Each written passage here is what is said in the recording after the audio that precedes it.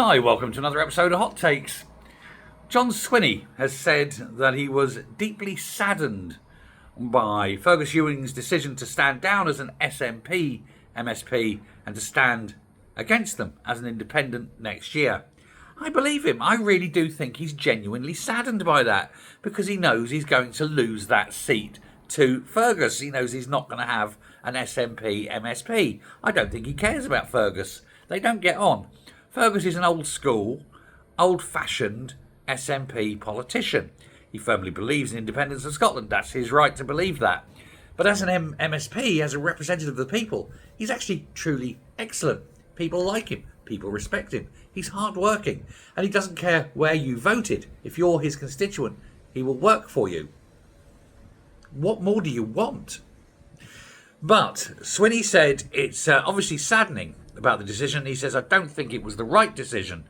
He says, but it was his choice. This was not the SNP forcing him out.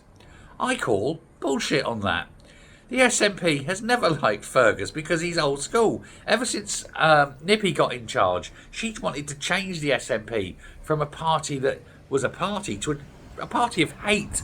She introduced hatred into Scottish politics, and Fergus wasn't like that at all, was he? He's just a nice old bloke. And of course, he's got all these problems that the party go against a lot of what he believes deeply. They've insulted him. They've slighted him. They've refused to give him positions. He's the most senior member. And yet they seem to be ashamed of him. Contemptuous even.